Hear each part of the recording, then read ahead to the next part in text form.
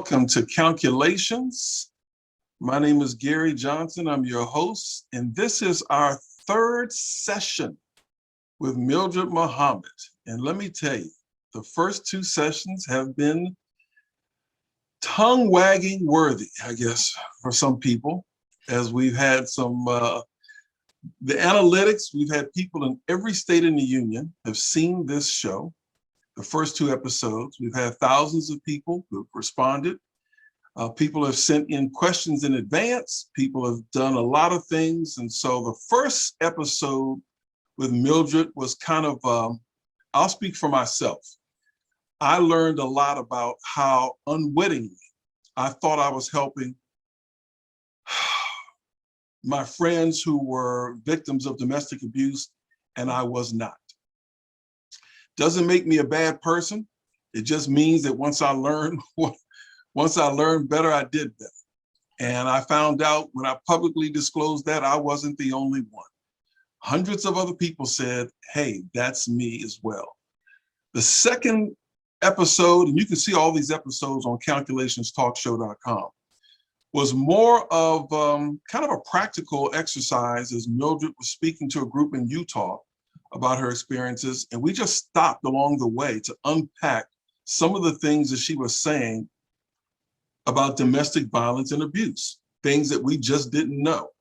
And so Mildred, as we welcome you back to the third episode, here's the question, and we're gonna go with every, but the question that I got sent in most was, why do victims of domestic violence return to the abuser? Over to you, Mildred. Well, thank you for this wonderful program that we've been doing for the last two shows, and this is the third one. Why do victims return? There's a stat that says it takes a woman 7 times to leave before she leaves permanently. But we don't ask the question, why does it take 7 times? When a woman decides to leave an abusive relationship, understand it just didn't happen, oh, today I'm gonna leave. No, this took a lot of planning, a lot of critical thinking to make sure that when she left that first time, she was gone. However, the first time, maybe somebody said, you know, you can come and stay with me. You don't have to stay there. And she said, okay. And when she got there, no room was available. So she had to go back. Second time, somebody may have said, you know, I found this apartment that you can move into. I'll help you with the down payment. She gathered her stuff up again. She got there. Nobody was there. She had to go back. An organization, a shelter room may have been available at a certain time. She decided to leave, and unfortunately, the shelter was not up to standards. That could have been insects, roaches, rodents. She has children, have to take that into consideration. That's number 3, gotta go back home. Now understand, every time she returned, the abuse gets worse. 4th time, maybe a room was available. And she got there, wasn't there. There are many reasons why victims return. However, that should not prevent you from continuing to ask the question of how can I help you? I've heard over the years, well, I don't want to get involved because all she's going to do is go back. How do you know that? What are you basing that upon? Is that your subtle way of saying, I don't want to help? I don't want to get involved. It's not my problem. It is your problem. We don't want to get involved.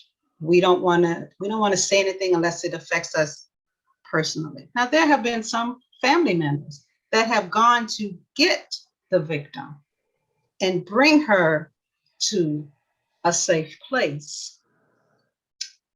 But for whatever reason, the thoughts he put in her head made her feel that her family didn't love her. And they were just doing that to break them up. See, you don't know the conversation that happens in an abusive relationship that prevents a woman from making a decision that you feel it's really easy. I mean, just pack a bag and leave. Where am I going? Shelters have changed their policies on who they will accept. When I was in a shelter, you didn't have to have physical scars. Now you have to be literally beaten to go into a shelter. It's not about a threat. It's not about, oh, this is a safe place. No, if she's not beaten to where the physical scars are present, she can't go into a shelter. They're not having it. There are some shelters that don't accept boys over the age of 7 because they feel that if they see a different woman other than their mother without clothes and underwear or house coat, that they will be sexualized.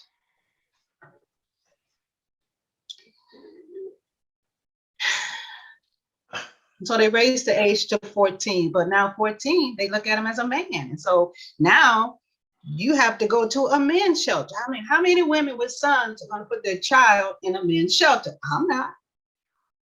I don't feel comfortable doing that. So what do I have to do? I gotta go home.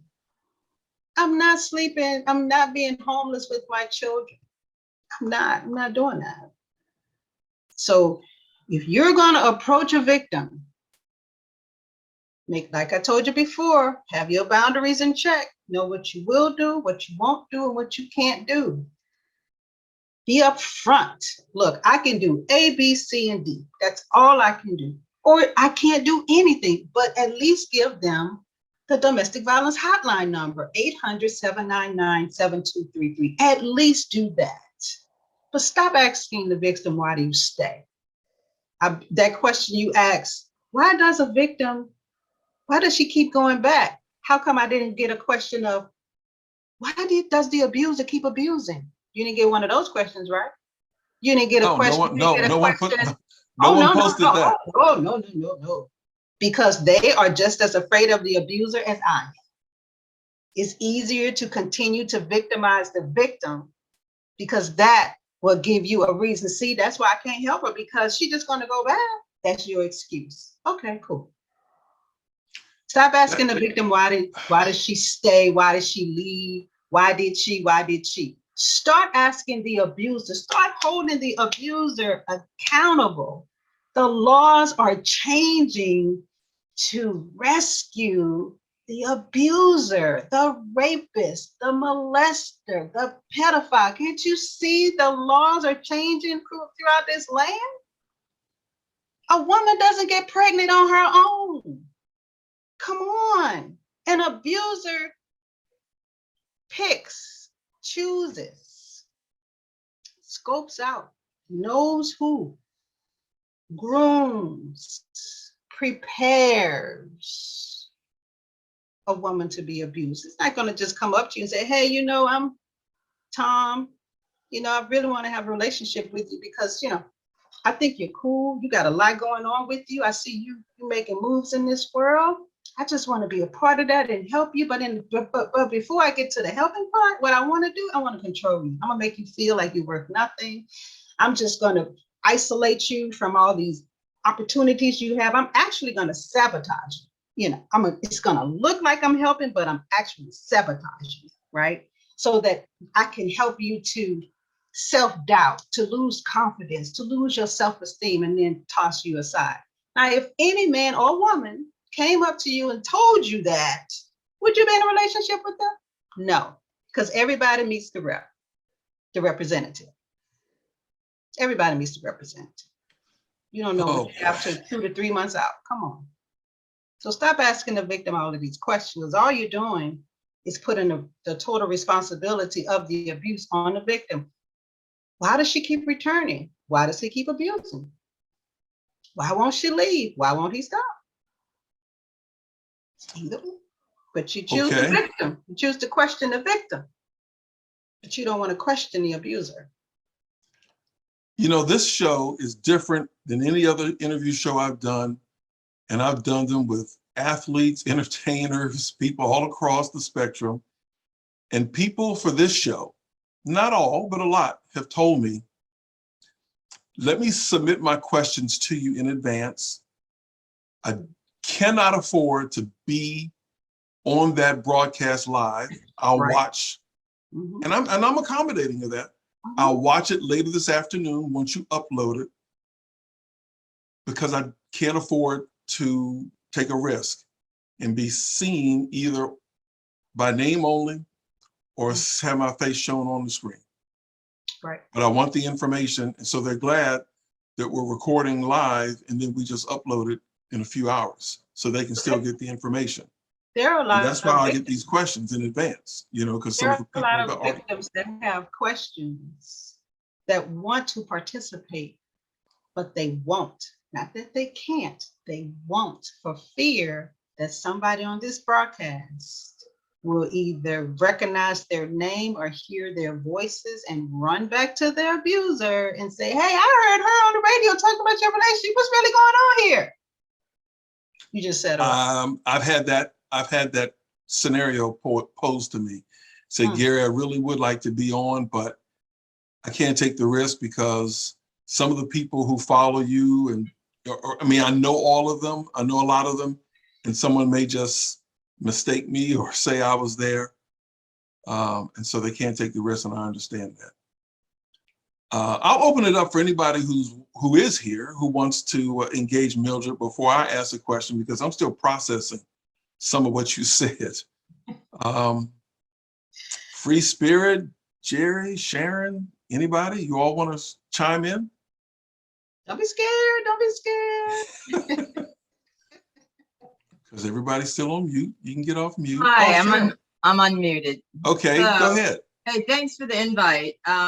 This is a very interesting topic. And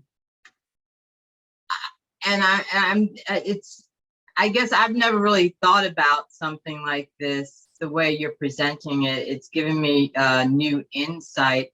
I mean, luckily I don't have any like direct experience with this. I do have some very distant friends I've had stories of abuse for different reasons. Luckily, they haven't lasted very long for those ladies. But it is interesting the way you're presenting it from the victim's perspective versus, you know, the abuser. You know, when you look at things that are presented on movies or TVs, you really don't see it that way. You kind of see, like, as you're saying, why wouldn't someone leave? Why wouldn't they get out? Clearly, when their children presented, you know, in a relationship, that makes it that much more difficult because there are more issues to be considered.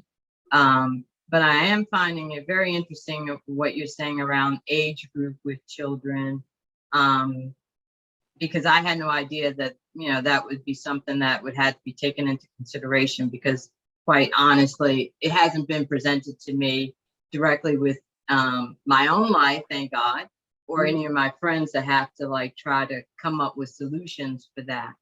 But I do think this is a topic that should be talked about more in detail as you're doing.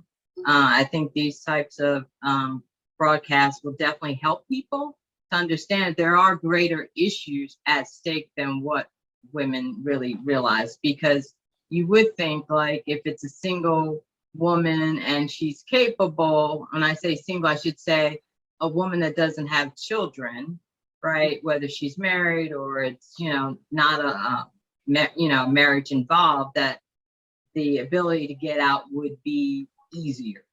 And sometimes that's clearly not the case. But I do think all the issues that you're raising and you're putting forth should be a broader conversation that's happening. So people do understand it's not as simple as just, as you say, getting a suitcase and going to a friend's house. Right. Thank you. Okay. No, thank you. My little phone line is blowing up now. So these questions. Oh my goodness. Another question, Mildred, is from episode 2 about forgiveness. Mhm. And it also popped up on the chat. Okay. In my case, I was able to call my friend and apologize for just not knowing that what I was saying was actually taking the side of the abuser. Mhm. And she was very, very, I could tell, thankful and heartfelt that I apologized. Mhm. But what if the victim is no longer around? No longer around, out of the city, out of the country. Like passed away. Mhm. And so the question is, if you don't have, if that person is not around to call, what does the person do, or what advice can you give them? So the person, since the person is no longer alive on the planet, then the best thing that you can do is forgive yourself. Because now you understand the error that you had caused or did. And you have to forgive yourself, because if you knew better, you would have done better. That's the best. So don't be so hard on yourself. Don't be second guessing that you're a terrible person. You're not. You just didn't know. A lot of people don't know the questions that they ask or the statements that they say are victim blaming, because we don't talk about it. We just say, oh, that's victim blaming. Okay, but what does that really mean? How are you blaming the victim? And so for those who haven't watched the other shows, victim blaming is when you blame the victim for the behavior of the abuser. And what I was demonstrating was, when a victim comes to your friend, your colleague, or whomever comes to you and say, John was treating me so badly, and I don't understand what I've done. And your response is, well, he doesn't seem like that type of person. You took this out of the abuser. I mean, he's just treated me, and then you get well, it's not that I don't believe you. Yes, it is. It is that you don't believe. It's not that I don't believe you. I just find it difficult to believe that he would do something like that. So you're taking his side. Although you met him through me, I've been your friend for years, and I'm coming to you as a confidant, as my friend, knowing beyond a shadow of a doubt, you got my back. And your first response is, well, he doesn't seem to be that type of person. I mean, I've met him, but you met who he wanted you to meet. You ain't met the man that I know. What do you mean? What are you saying? Well, it just doesn't seem to be that type of person. Maybe you misinterpreted what he said. Maybe you're blowing it out of proportion. So you're taking his side. You're victim blaming. You're taking his side automatically. Any excuse you give as to the behavior of the person that's abusing your friend, your colleague, you have taken the side of the abuser, period. Period. Your response should be, John is treating me so, I don't know what to do. Let's figure it out. How can I help you? What we doing? How we gonna fix this? What you need me to do? Those should be your responses. You should not be second guessing me. I'm your friend. What do you mean? You should not be second guessing me. You should not be telling me, maybe you should just go back and try it again, because maybe you misunderstood. Why is it that I misunderstood? Why are you taking his side? I don't even understand that. You're my friend. Okay, hang on. While we're there, how does that make you feel? You when don't your friend betrayed. Okay. You did not have my side. You told me I was your girl. You said we would be friends forever. No matter what happens, I got you. What do you mean you got me and you taking this side? What does that mean? You know I wouldn't come up with something crazy like this. Come on now. Do I want to be a victim? No.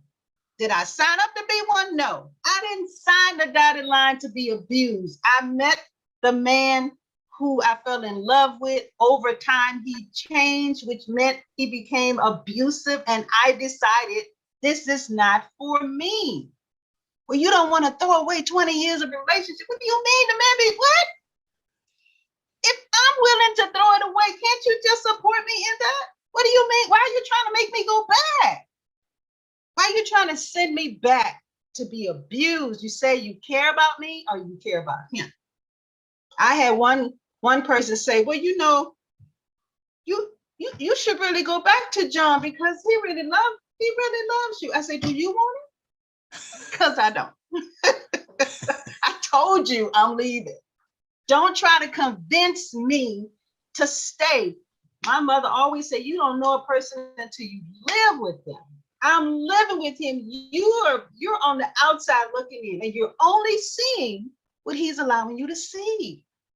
So when I come up and said, oh, well, he's such a good man in the community, or he's an imam, or he's a pastor, he's a senator, he's all of these things. And what does that mean? So because he's all of these things, he can't be an abuser? Is that what it is? He can't be that too? Okay. Again, from your perspective, I'm betrayed. I feel betrayed. I feel hurt. I thought, not only do I feel hurt, now I have to worry about if you are going to go back and tell him. Oh, man. And you know, I heard Mildred saying all this stuff about you, right? Are you doing that? Really? And they came back and asked John. John came home and said, you've been out there telling people what I've been doing, huh? I tell you what, I'm going to fix it so that if you go back out there again, nobody will believe you. And when he took the children and I went back, girl, John told us you was going to come around saying all that stuff about him. Snap out of it. Get back to work. At least your children are with their father. Girl, you tripping. They didn't believe one thing I said. He fixed it. Yeah, he took your kids away from you for 18 months. 18 months. And nobody, all those friends were his friends. Because when they took his side, they became his friends. They would come around and check on me. Oh, Mildred, we just coming by to see how you doing. And then go back and tell him what I was doing. I would imagine, Mildred, that for, my brain is kind of cycling now, for some women, and I also want to flip the script about men being abused also. Oh yeah, they are too. Let's not forget. But since we're on this topic of women, and you said something earlier about the shelter, what is it like living in a shelter? People think a shelter is glorified. It's not. It is not. I was in a shelter with women who were transitioning from prison, women who were mentally ill, homeless women. And then you have to adapt. I mean, before going into a shelter, some of the women say, girl, you green as the grass. I didn't know anything about the street. What? They thought that, they told me, everybody has an angle. We've never met anybody like you. You're nice. We don't meet nice people. So you're being nice to do what? To take advantage of us, to make us feel bad. I don't even know what you're talking about, an angle. Don't know none of that. But I had to adjust. I had to adjust my language had to bring it down a bit. I had to bring it down. I said, okay, I need to start talking like y'all, huh? I need to start, flexing. To fit in. So I've never, ever had a fight in my life, but I had to present the persona that I had been, right? Man, that's a survival thing altogether. Everybody don't want to be in a shelter. They thought I was in a shelter. I was sitting down with some of the women just laughing and talking. And the executive director, she came through, she saw me laughing. And she said, Millie, that's my safe name, it's Millie. Millie. safe name. Okay. Safe name. It's Millie. She said, that man not trying to kill you. You up in here laughing and everything. You just in here because you don't want to pay your bills. Are you? Is that I know you're serious. I said, okay. So you teach the spirituality class. And in that class, you said we are supposed to take our burdens to the Lord and leave them there. So if I take my burdens to the Lord and leave them there, why shouldn't I smile? Why shouldn't I laugh knowing that God is fighting my battle, and at the appointed time, I will get my children back? So what are you saying? She walked off. Take your burden to the Lord and leave them there. If you leave them, then you move on with your life, knowing God's gonna do everything he told you he was gonna do. Just keep going. Just keep going. That's what I did. I just kept going. We had the get vouchers to go and get clothes, right, from the YWC. It had clothing closet. So when I go to the clothing closet, I get the suits, jackets, slacks, dresses. I'm dressing up for outside.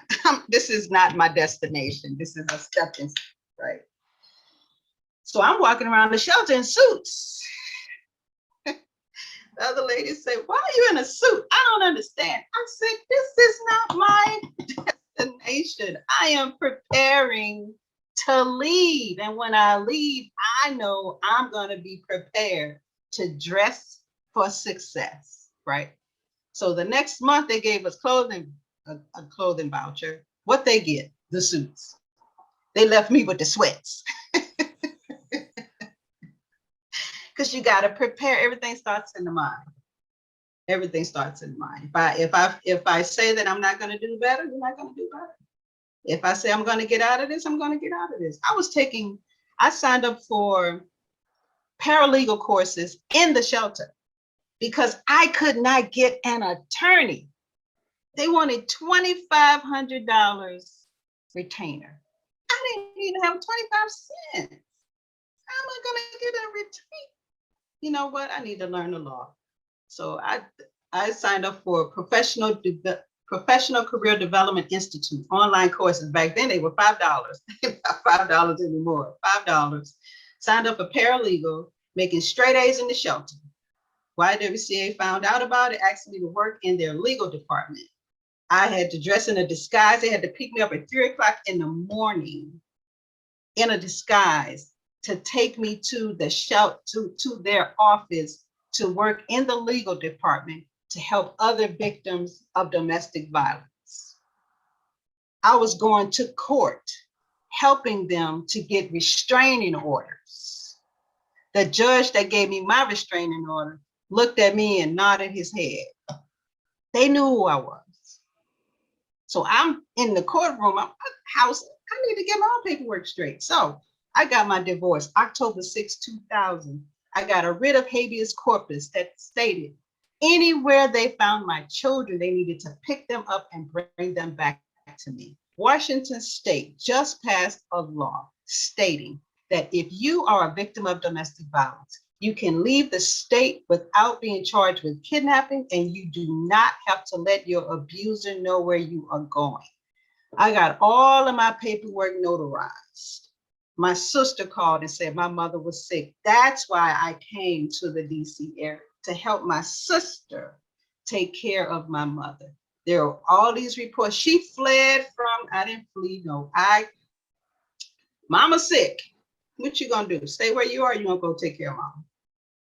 Came here to take care of my mother, filed my restraining order under full faith and credit so that the same power it had in Washington State, it would have in the DC area. Called the FBI. We're gonna get to that part later.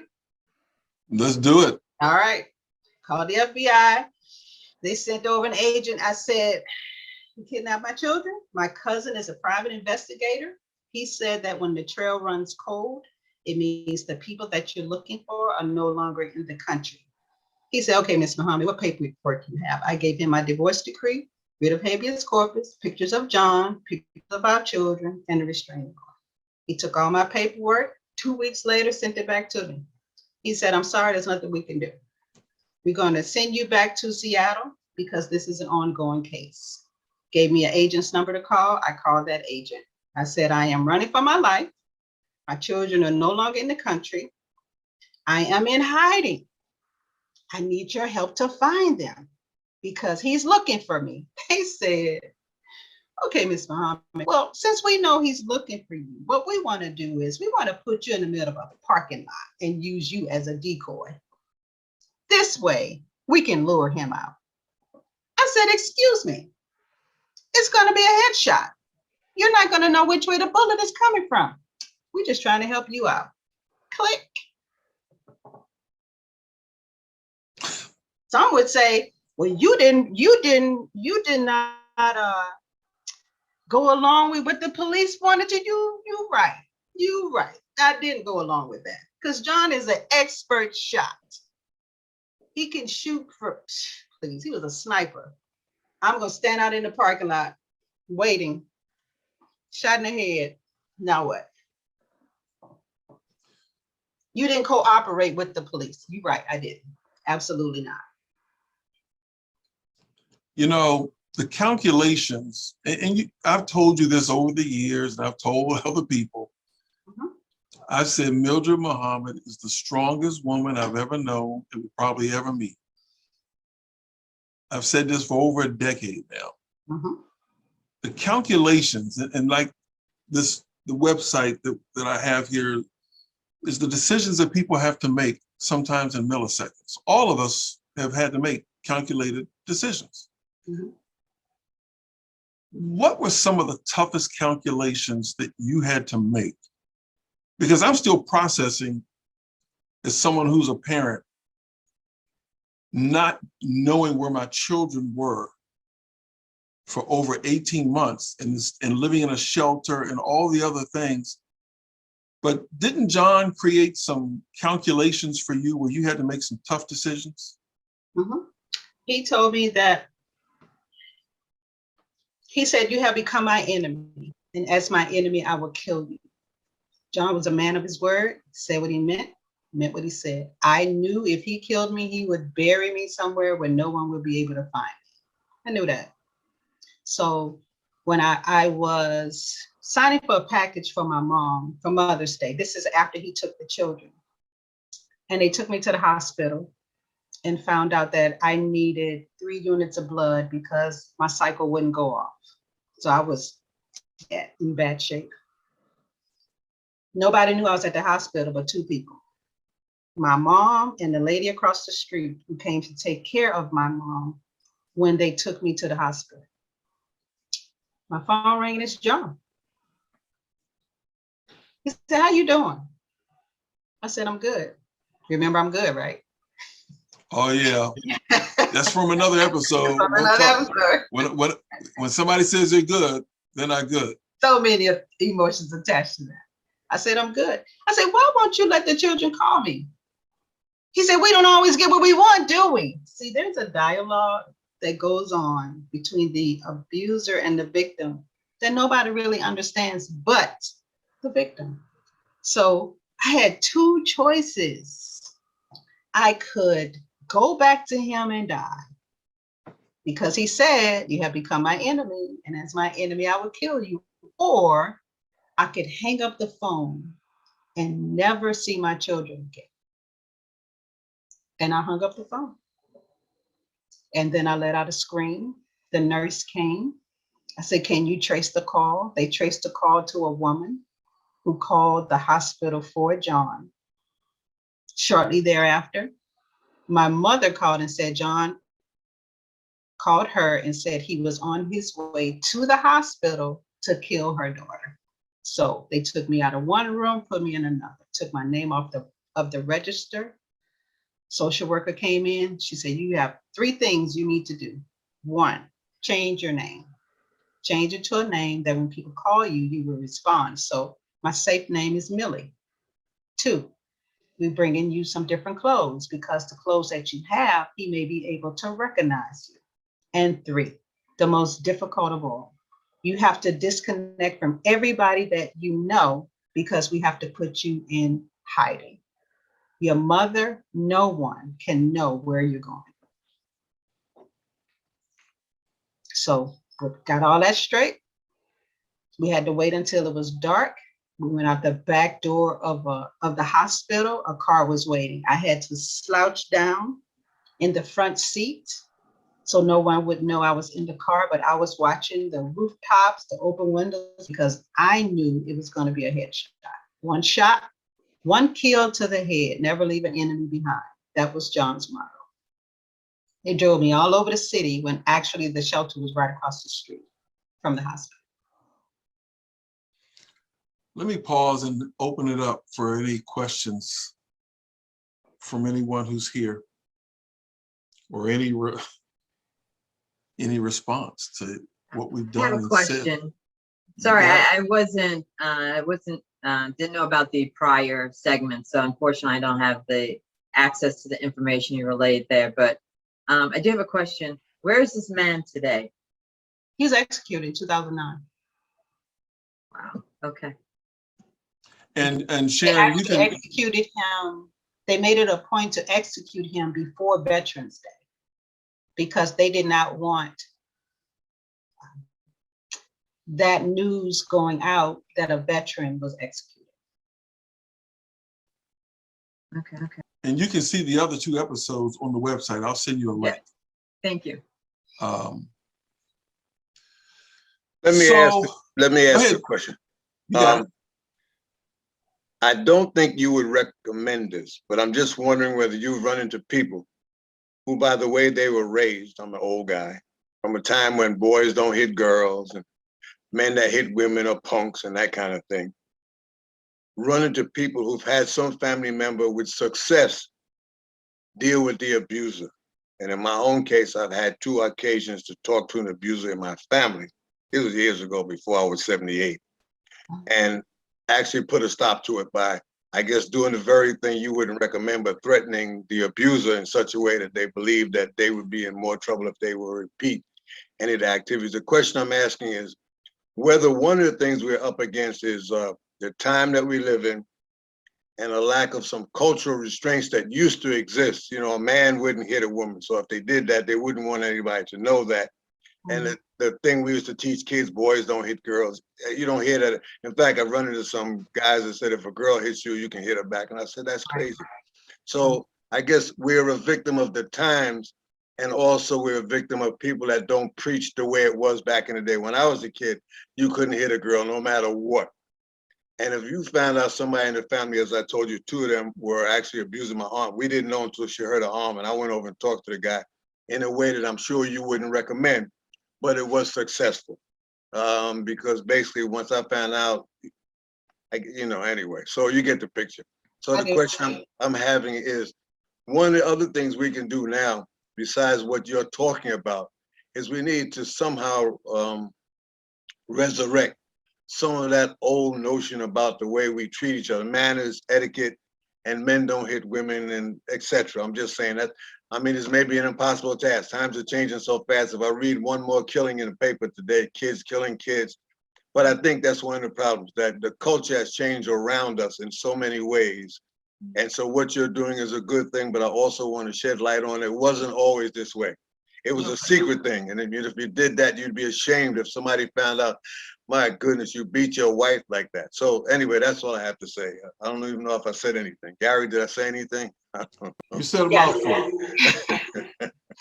There are family members that have successfully pulled their family member out of an abusive relationship, and she did not return. All Every right, victim wants to leave, but every victim doesn't know right. how. There are some that have taken the avenues that you suggested, which has also helped. But we're in a time, I agree, where the culture has changed. And so the most dangerous man in the world is someone who has nothing to lose. And so that's with all of the killings that's happening, they're not afraid to go to jail anymore. They're not even afraid to be killed. They're not afraid. They're not afraid to, if I can't have you, can't nobody have you. John said that too. That's why I went into hiding.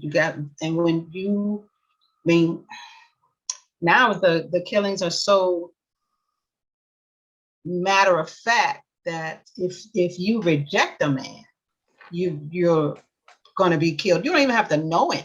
You say no, you'll be attacked. So it's the emotional stability of some men, because we can't say all, some men, it's not there. They have not been taught how to handle rejection. And that is a large part of women being killed because we're saying no. Hell no, I won't go. I'm not doing that. Or I'm not doing this. Oh, now you're being disrespectful. You don't want to listen to what I mean, I'm an adult. You're not my dad. We're supposed to be partners, you know. So you don't want a woman to speak up. Don't want a woman to talk back. All I want you to do is be quiet, cook, and intimacy. That's all I want you to do. Have children. Okay, you wanted the children. I didn't want them. But the children are used as pawns because they know that the woman loves her children more than anything. You take the children away, then you buckle her to her knees. I always said John loved his children, but that's not why he took them. Why did he take them? To punish me for leaving. That's what I thought. Okay. Punish me for leaving. I actually thought at one point that he was going to wait until they were asleep and shoot them in the head to punish me. He took them out of the country. He took them to Antigua. That's out of the country. Antigua's under British rule. If anything would have happened to him, they would have been stuck over there. And I would not know where they were. Can you tell us what it was like when you saw the kids for the first time when you got them back? Well, let me tell you what it was like without them. When you see these programs about children missing or they're reunited with mother or father, you know, that's a pain that I didn't even know if I was a mother anymore. That's how deep it went. I didn't know if they were eating, so I didn't. I didn't know if they were drinking, so I didn't drink. I got down to a 1. A size 1. 1. I'd have been a 1 since middle school. A 1. Oh, I couldn't eat. The doctors was, Millie, you gotta eat. I said, but I don't know if they're eating. Half a slice of bread and crushed ice. That's all I was doing. I couldn't sleep. They gave me sleeping pills. First, they gave them to me for 4 hours. Then they had to do it for 8. Then they had to do it for 16. Because I wouldn't sleep.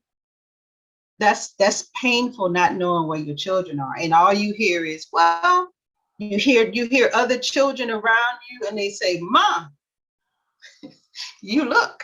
Because I had one little girl, she looked just like Selena. Oh my God, you look just like Selena. I just picked her up and say, Selena. It was hard. It was really hard. So I journaled a lot. I journaled all of that out because that was my way of staying grounded, not losing my mind. But when I got them back, You know those pallets that they use to pump your heart, right? Yeah. That's how I felt when I first heard Taliba's voice. Hi, mommy. What? John did not want to talk to me. He did not. He was angry. He felt I took him away from his dad. Angry. Full of rage. Angry. I didn't care. Whatever. We're going to get over it. Give me a hug, boy. Yep. No, I didn't push. Okay. I did not. I let them come to me. I knew that I had to create a safe space, but I had to create it where they wouldn't feel like I was talking about their dad. Because they love their dad. I never said anything bad about their dad. To them, growing up, nope, not doing that. It took both of us to bring you here. I'm not, no. As they got older, they began to hear and see what was happening. Because when he took them, he told them that they were on vacation. Mommy's coming. She'll be here later. So they didn't think anything of that. Why would daddy lie? That's a pretty important point for children. Mm-hmm. Because at that age, I mean, mommy and daddy, grandparents, other relatives, mm-hmm. they're just figures that, like you said, why would mommy or daddy lie? Mommy or daddy would not tell me anything that would hurt me or be wrong. Nope, not at all. So if daddy says we're on vacation, mommy's coming. Then mommy's coming. Wow. What were the ages again? 6, 7, and 9. Yeah. Wow. Mm-hmm. I got them back when Selena was 9. Because she told me I missed 2 birthdays. You missed 2 birthdays, mommy. Okay. Taliba was 8. And John was 11. And then, of course, you discussed in the second episode that at least a little bit of that road to get them back. Where in terms of going to doctors and psychologists and just trying to reorient them back into your life and society. We couldn't find and also although there were referrals, the counselors were more concerned about being famous, going on TV. The DC sniper's wife said this, the DC children said that. We went to the last one we tried, the guy came. I said, come on, we're getting ready to go to this counseling. John said, Mom, I don't want to go. What do you mean you don't want to go? I don't want to go. So we be going, let's go. So we got there. The counselor comes out of the office and he says, John, did you do what I asked you to do? John starts to stand behind me. I said, well, what did you ask him to do? Because clearly I wasn't here. So what did you ask him to do? Well, I asked him to write down what he thought and how Lee felt. And this way I could help y'all to write a book. Because I know that y'all need the money. He said, okay. So you lucky I'm not a cursing woman. And so this will be the last time we're at your facility. So we walking out to the car, John's crying. Mom, I'm so sorry, I'm so sorry. Nope, not crying. I went to the library. I got a book on counseling. And I learned how to counsel me and my children myself.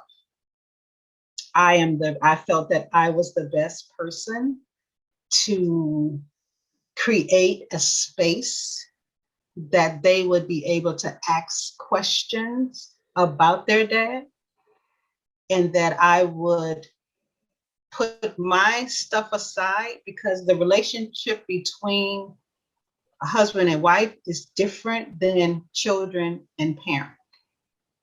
And so understanding that dynamic, I said, okay, I can do this. And I did. And so I told them, I am your best resource to ask any questions you want to ask. And I will answer them, even if it makes me look bad. Because the only way we're going to deal with this is with the truth. And although scripture says that the truth shall make you free, it doesn't say it won't hurt. So let's go. They wanted to pull out the home videos. Lord have mercy. Mom, can you narrate the videos and tell us what Dad was thinking? Yep, let's go. Wow. Do you have access to the chat? Can you see the question in the chat? No. Okay, let me read it. Okay. During the time this was happening, the DC sniper, the person says, I was reading everything in the Washington Post and papers. How much of this was true?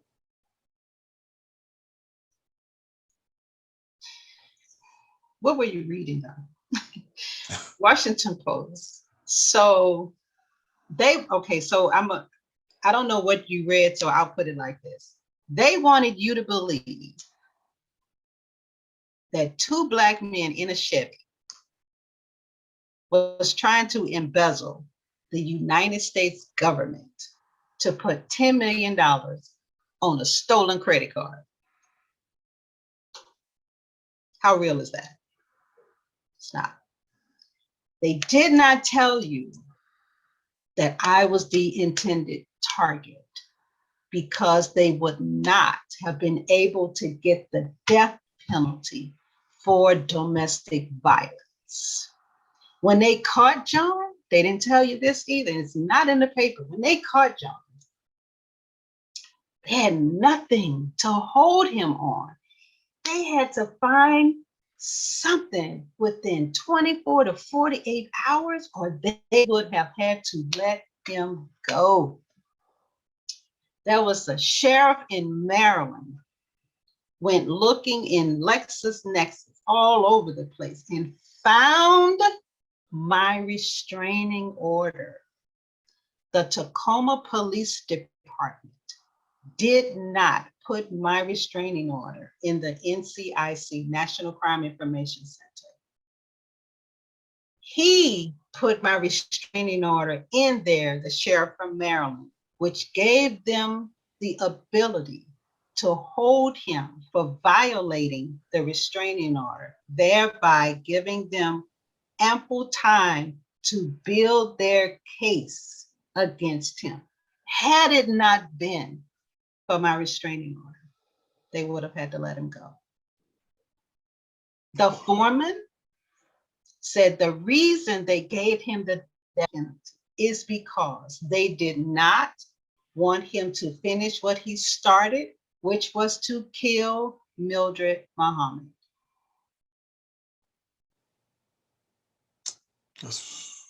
Okay. I want to shift. Is it another question? Well, I promised, but I said I wanted to talk about men being abused. Okay. So from your perspective,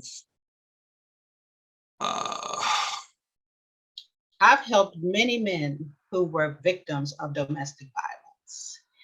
There was one where they, the split level houses they have here, bottom, okay. So he had a restraining order. He lived at the bottom and she lived at the top, and they had one son.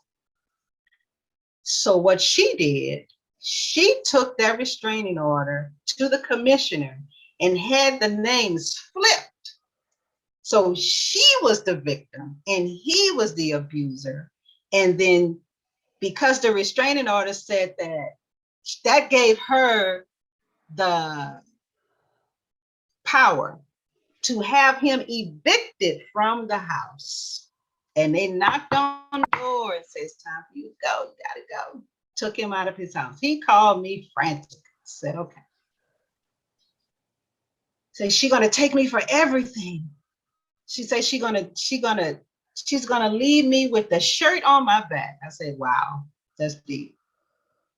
So I told him what to do. I said, this is what you have to do. You have no physical scars. You got to build your case. Go back 2 months, date and time and the incident. Write down. Don't give me no I feel, I heard. You got nothing to do with your feelings. Actual facts. That's all we deal. Like Judge Judy said, we just deal with facts. You want emotions? Go see Dr. Phil. We are talking actual facts. That's all the courts deal with. Date, time, as much as you can remember about the incident. Take that paperwork to an attorney. We need, and when you look for an attorney, it has to be an attorney that specializes in domestic violence. Any other attorney, you are wasting your money. Domestic violence attorneys are the only attorneys that understand the dynamics of a court proceeding for domestic violence. Don't go getting a medical attorney or real estate attorney. No. They're taking your money. They're wasting your time. They're not going to file the paperwork on time. I've had so many victims tell me this. And then some of those victims, the abuser was able to buy off that attorney and the victim's attorney, and had that attorney turn over evidence to the abuser's attorney. I digress. So, date and time and the incident. Get you an attorney, or if you're doing it yourself, file those affidavits in the clerk of court. Tell them you need a court date. Take them to court and let the judge see your information. This is a pattern of abuse, although I don't have the scars. He was able to turn that around and had her put out of the house for filing a false report. And he was able to keep his job because he worked at the post office. So she was seriously trying to sabotage him. And you have women out there, we don't like to talk about the women of, abusers, but there are a lot of them. And they're quiet and they look pretty and they're, all reserved in public, but go behind them doors. And when men are taught not to hit a woman, I remember going to a conference and there was a woman there talking about how she was the abuser. She said she had the man on his knees and he was praying for God to deliver him out of that situation. She said she went and got a gun and held it to his head and said, pray one more time and I'm gonna answer your prayers. Because we want to be taken out. So any kind of threat, you say, how somebody's asking me, how many chances should you give them? Well, that's 3. That's up to you. I mean, everybody's level of pain is different. But when you notice, you feel somebody call you out your name, or they say, the names that they have these days is crazy. If they're not calling you a sweet name, but they're calling you out of your name or attaching some negative comment after your name, you can't dismiss that. Those days are over. You have to look at what Maya Angelou said, when someone is showing you who they are, believe them the first time. After that first time that you feel that abuse is present, let me put it like this. If you're in a relationship and you're Googling, am I in an abusive relationship? You are. Wow. If you're Googling, what are the signs of an abuse? You're in an abusive relationship. If you're Googling, what is a narcissist? You're in an abusive relationship. So when you come to terms that you're in an abusive relationship and you finally come to terms that you have to get out, are most abusers thinking of strategically about a plan, or is it still just emotional run for your life? All emotion. Abusers are not thinking about anything because they know you're gonna stay. It's already in their mind. ain't going nowhere. Because if you were gonna leave, so there was a victim who was in a relationship for 15 years, all abuse. She had all the signs were there.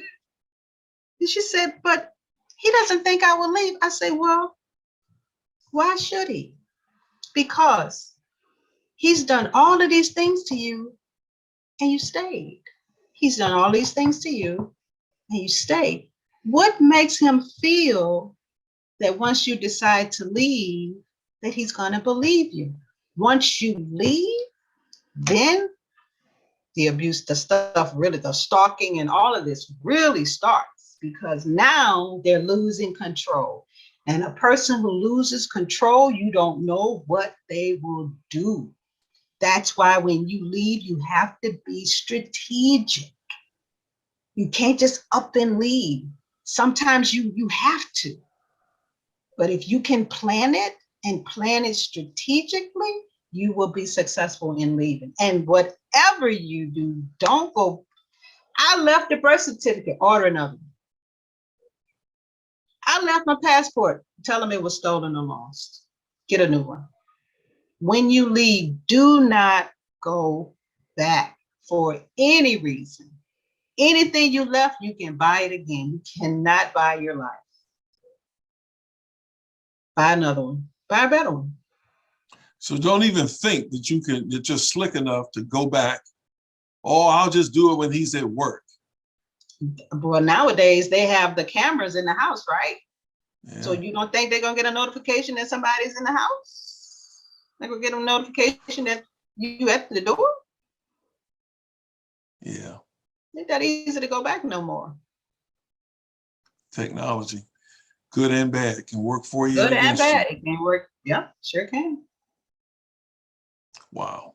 Because now they have, the couples, they share their locations. If that's not a stalking thing, I don't know what it is. My son said, Mom, you need to get an iPhone. So, nope. Nope. It could be a blessing, it could be a hindrance. But man, when you turn off that location, why you turned off your location? Why are you stalking? Why are you watching where I'm going though? I mean, for real though.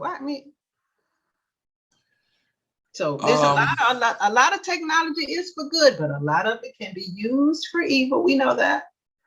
Just be careful. I'm going to step out of technology for this next question. Okay. I've heard, and I don't know if it's backed up. I think I read some reports on this. For example, people who suffer from depression and mental abuse, there's certain times, like with a full moon, certain days where people are just worse off than at other times. Is there, I guess if you're an abuser, every day is a bad day, but. No, it's not. No? No. Oh. Abusers have good days. Doesn't mean they're not an abuser. They have good days. I even made a post of that on my Facebook page and on TikTok.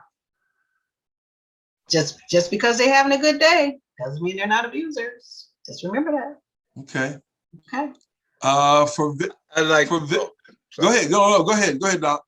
I just wanted to add something to the conversation that I've learned over the years, having to do what Mildred is talking about, planning. Women, when they put their mind to it properly, as she's saying, to make a move, can do the impossible, because a friend of mine who used to leave for work at 7 in the morning, he'd drive a Frito-Lay's truck, and his wife was planning to leave him. And when he came home from work that night at 8 o'clock, she had moved everything out of the apartment in the Bronx, including the refrigerator, which belonged to the apartment complex. She took the locks off the door. And we were trying to figure out how when he left for work, everything was fine. Have a nice day, honey. And when he came home from work, she emptied it. I guess the point I'm trying to make is a woman determined can do things that would amaze anybody. They can make it happen. So what Mildred is saying, if you plan it properly and know what you're doing, I've seen some stuff that women have done that I said, how in the heck did they do that? How did the guy not know it? That's a deep, man.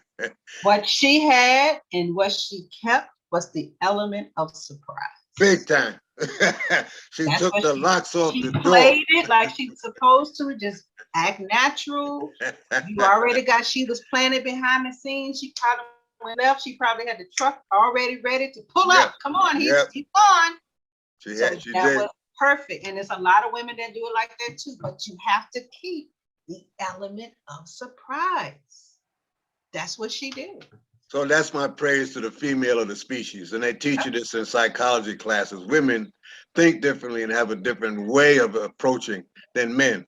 And they can definitely outthink us. And as smart as I am, I'm not going one-on-one against any woman. I'm not gonna mess with it. So I just want to say that was an example for me of somebody that could do that. A 2-bedroom apartment, complete, including, as I say again, I gotta say, it took the refrigerator, which belonged to the apartment complex. She took the locks off the door when he came home from work. The door, he just pushed it open, and his echo went hello, hello, hello, like that. Wow. And she successfully escaped, and there you go. She was fine. So that's all. I just wanted to add that. The women are amazing. How's that? That's what I wanted to say. Women of surprise. The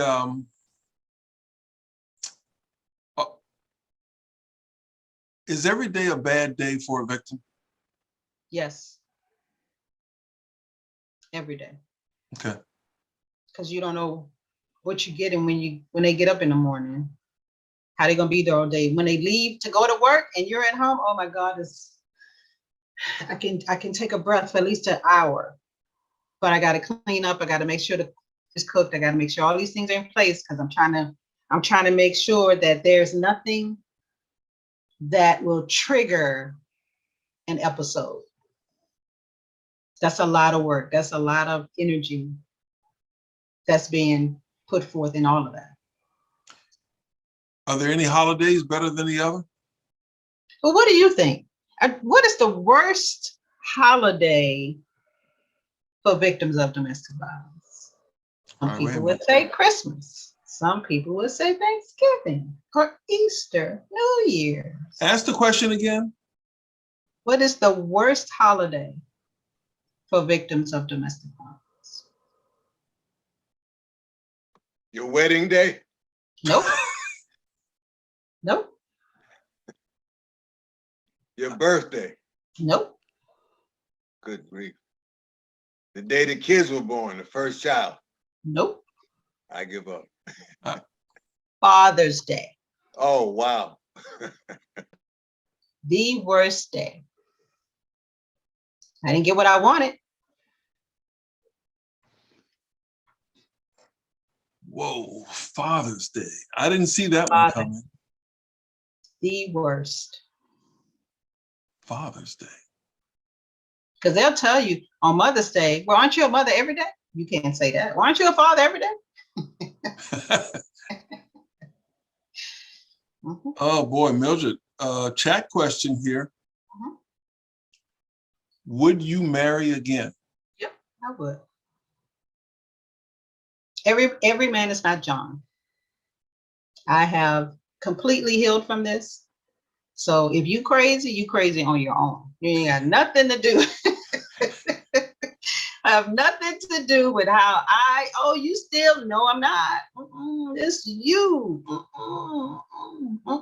But I have my boundaries in check. I know what I will and won't accept. I know that if I feel something is up, I'm gonna talk to you about it. I'm gonna bring it to your attention. That third time, I'm out. Because we're all supposed to give people a chance, time to, you apologize, there should be some action behind the apology, not 2 weeks. After 2 weeks, then you back to who you were. If you back to doing what you were doing before, that's you. That's who you are. You're trying to be other than yourself. You're trying to be other than yourself, which is why it's a problem. Because you don't know how to be the way that you said you were in the beginning. Because it's all going to come out. I think, let me just ask the question. Okay. Even though I think you've told us, but maybe I need to hear it a different way. What do people like me, people or any of us who have friends that may come to us, what is it that I need to be aware of so I do not unwittingly take the side of abuser by saying something? Well, first of all, if I'm coming to you, you have demonstrated or said something that lets me know that you are a safe place for me to express what's really going on and that you will help me. You've already done that. Okay. Okay. I'm not just going to come up to you and say anything, especially if I've been listening to you talk about how victims are. I'm not coming to you. We can be tight. You're not. You Okay. are not the one. It's the conversations that you have with each other that will determine if I am going to come to you for help, and that includes men. You with your boys, right? One of your boys may be a victim of domestic violence. You think he's going to tell you that? I mean, because you present yourself to be, macho and you got it all together, and It's that cultural conditioning thing again. you couldn't possibly understand or help me. That was a manager of my daughters. He invited a lot of people to his home for a get together, a cookout. This man, not him, but another man, was sitting on the sofa, clearly expressing he was in trouble. Everybody just, I heard it. I don't know him though. So all of them, they just laughing. Oh man, you just this, oh, you just that. That man was not laughing. He was almost in tears. He laughed it off. You know how you laugh? Oh yeah, So when we got home, I called my daughter's manager. I said, I would like to express to you a concern that I have with one of your friends. And as I began to tell him or to relate to him what I saw, and he was listening, he said, you got a point. I did not see that. I said, why don't you, if I may suggest, why don't you call him and ask, how can I help you? Because from what I saw, you all help each other financially, or if the other person needs something. He said, but he never asked. I said, because you haven't presented the environment for him to ask. So can you just ask, how can you help him, and see what happens? He called me a couple of days later. He said, you were spot on. Spot on. He was struggling with his bills and he needed our help, and we missed it. But we won't miss it again. So thank you for bringing it to my attention. So they took care of him. He's good now. So when you with your boys, with your girls, listen, nobody gonna come up and say, hey, Gary, I'm a victim of domestic violence. Can you help me? Do you really think somebody just gonna come up and say it like that? It's called a touch test. I'm gonna say something to see if you're paying attention. And that's what he was doing. And nobody was paying attention. I heard him. The first comment he made, I said, oh, nobody hear that man? What are we doing? Said it right out. Nobody heard him. So we have to listen intently. Or the people that he wanted to hear did not hear him. Right. Okay. Wow. We're getting ready to close out. And for the show this show, when it airs later today, we're going to put the domestic violence hotline number up. Please. That'll be up there so people can have these resources and let people know. Any final questions, thoughts, or comments from the folks who are here before we close out? As Mildred would say, don't be scared.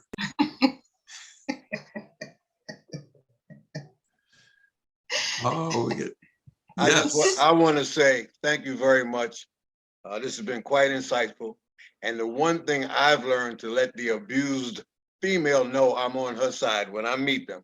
The first question I ask is, don't you have a cousin or uncle or big brother that might be able to step in? I mean, it's not the recommended way, especially since I've been in law It is not the I know, recommendation. and I know Because that. you don't know the relationship between them, which is probably why she hasn't called Said them. anything to them, right? Victims do not communicate with male family members because they are protecting them. They're know afraid.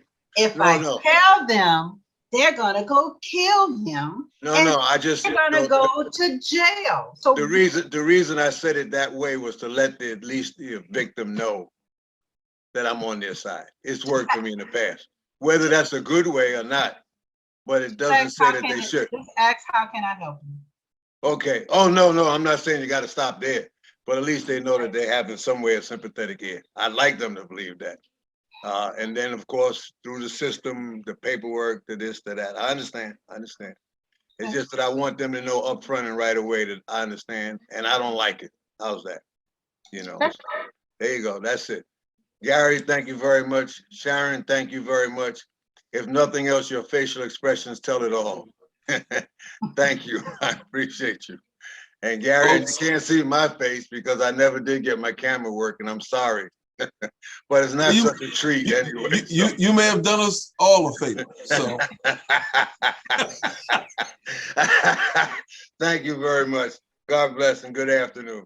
Take care. All right. You know, I'm just going to close out by thanking everyone for being here, and to remind people to just be patient, to be kind, Please. to try to put yourself in somebody else's shoes. And one of the things I've learned to say when someone comes to me for help is, how can I help you?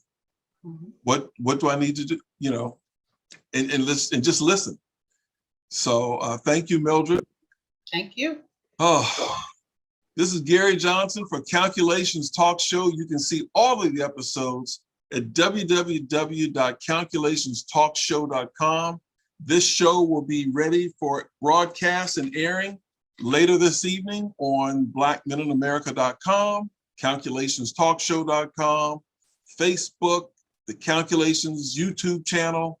And until then, be kind, be safe. We're out, everybody. Bye. Oh my goodness.